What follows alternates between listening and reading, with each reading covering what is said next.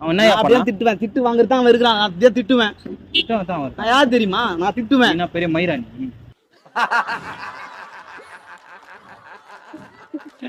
சாம்பார் அப்ப எனக்கு என்ன பெரிய மயிரா நான் கேக்குறேன்.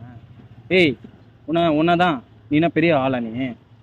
அவன் பாவம், அவன் ஏதோ வாரி அவன் வேலை செஞ்சுனுக்குறான், அவனை போட்டு அசிங்கப்படுத்துற.